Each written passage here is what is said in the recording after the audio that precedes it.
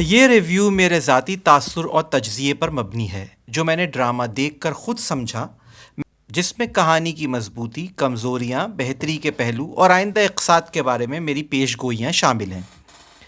Drama ڈور قسط 70 میرے لیے جذباتی طور پر سب سے زیادہ بھاری اقساط میں سے ایک تھی۔ اس قسط میں کہانی نے صرف واقعات نہیں دکھائے بلکہ کرداروں کے اندر چلنے والی جنگ کی بھی بھرپور شدت کے ساتھ عکاسی کی ہے، خاص طور پر ماں بیٹی، شوہر اور بھائی کے رشتوں کے درمیان جو تصادم ہے وہ اس قسط میں کھل کر سامنے آتا ہے۔ میرے خیال میں اس قسط کی سب سے بڑی طاقت ماں اور بیٹی کے رشتے کو مرکز میں رکھنا ہے۔ میرب کی ماں کا یہ فیصلہ کہ وہ اپنی بیٹی کی ازدواجی زندگی بچانے کے لیے خود کو الگ کر لے ایک انتہائی تکلیف دہ مگر حقیقت سے قریب تر قدم ہے۔ یہاں ڈرامہ یہ واضح کرتا ہے کہ بعض اوقات قربانی کا مطلب صرف چھوڑ دینا ہوتا ہے، چاہے وہ کتنا ہی اذیت ناک کیوں نہ ہو۔ یہ پہلو مجھے بہت مضبوط لگا کیونکہ یہ کسی خیالی دنیا کا نہیں بلکہ ہمارے معاشرے کی کڑوی حقیقت ہے۔ علی کا کردار اس قسط میں مزید سخت، کنٹرولنگ اور ضدی دکھایا گیا ہے۔ میری رائے میں علی خود کو مظلوم ثابت کرنے کی کوشش میں حد سے آگے نکل جاتا ہے۔ وہ بار بار عزت، بدنامی اور سوشل میڈیا کا حوالہ دے کر اپنے رویے کو درست ثابت کرتا ہے، لیکن کہیں نہ کہیں وہ یہ بھول جاتا ہے کہ میرب بھی ایک انسان ہے، صرف اس کی بیوی نہیں۔ مجھے محسوس ہوا کہ علی کا خوف حقیقی ہے مگر اس خوف نے اسے ظالم بنا دیا ہے۔ یہاں مصنفین نے جان بوجھ کر علی کو مکمل طور پر ہیرو نہیں رکھا، جو کہ ایک مثبت بات ہے۔ میرب کا کردار اس قسط میں خاص طور پر مضبوط نظر آیا۔ وہ نہ چیخ رہی ہے، نہ ڈرامائی انداز میں خود کو مظلوم دکھا رہی ہے، بلکہ خاموشی کے ساتھ اپنے اصولوں پر کھڑی ہے۔ میرے نزدیک یہی اس قسط کی سب سے بڑی جیت ہے۔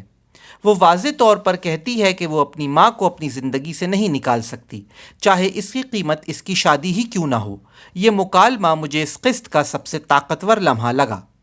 کمال کی گرفتاری ایک متوقع مگر ضروری موڑ تھا، تاہم میرے خیال میں اس سین کو اور زیادہ مضبوط بنایا جا سکتا تھا اگر کمال کے اندرونی خوف، ندامت یا تضاد کو تھوڑا اور دکھایا جاتا تو دیکھنے والا اس کے انجام سے جڑ پاتا۔ ابھی وہ زیادہ تر ایک منفی کردار ہی رہا، جبکہ یہاں اسے ایک ٹوٹا ہوا انسان بھی دکھایا جا سکتا تھا۔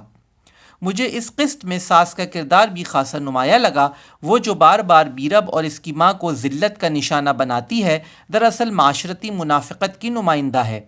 وہ خود کو اخلاقیات کا پیمانہ سمجھتی ہے مگر اس کا رویہ نفرت اور تعصب سے بھرا ہوا ہے۔ میرے خیال میں یہ کردار جان بوجھ کر اتنا سخت لکھا گیا ہے تاکہ دیکھنے والا یہ سمجھ سکے کہ مسئلہ صرف ایک خاندان نہیں بلکہ پورا سماجی ڈھانچہ ہے۔ اگر میں بہتری کی بات کروں تو مجھے لگتا ہے کہ کچھ مقامات پر مکالمے غیر ضروری طور پر لمبے ہو گئے۔ ایک ہی بات کو مختلف انداز میں دہرانے کے بجائے کہانی کو تھوڑا تیز کیا جا سکتا تھا۔ اس کے علاوہ سائیڈ کرداروں کو بھی مختصر مگر بامقصد انداز میں استعمال کیا جا سکتا تھا تاکہ مرکزی کہانی کا اثر کم نہ ہو۔ اب اگر میں آئندہ اقساط کے بارے میں پیشن گوئی کروں تو میرے خیال میں کہانی 3 بڑے راستوں پر جا سکتی ہے۔ اول، علی اور میرب کے درمیان علیحدگی کا فیصلہ وقتی ہوگا مگر مکمل طلاق فوری نہیں ہوگی۔ دوم، میرب کی ماں کا کردار آئندہ ایک بڑے انکشاف کے ساتھ واپس آئے گا جو علی کے دعووں کو کمزور کر دے گا۔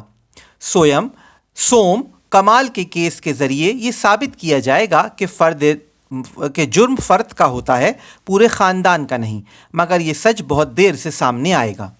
آخر میں میری نظر میں یہ قسط جذبات، حقیقت اور سماجی تنقید کا مضبوط امتزاج تھی۔ یہ قسط دیکھنے والے کو صرف تفریح نہیں دیتی بلکہ سوال بھی چھوڑ جاتی ہے۔ کیا عزت واقعی خاموشی سے ملتی ہے؟ اور کیا ایک عورت سے یہ توقع رکھنا درست ہے کہ وہ اپنی ماں کو چھوڑ دے تاکہ دوسروں کی عزت بچی رہے؟ میرے لیے یہی سوال اس قسط کی اصل کامیابی ہے۔ اگر آپ کو میرا یہ تجزیہ اور میرا یہ تنقیدی جائزہ سمجھ آیا ہو تو ہمارے اس چینل 1 اور 1/11 کو لائک کیجئے، سبسکرائب کیجئے اور اس ریویو کو شیئر کیجئے۔ دیکھتے رہیے ہمارا چینل 1 اور 1/11۔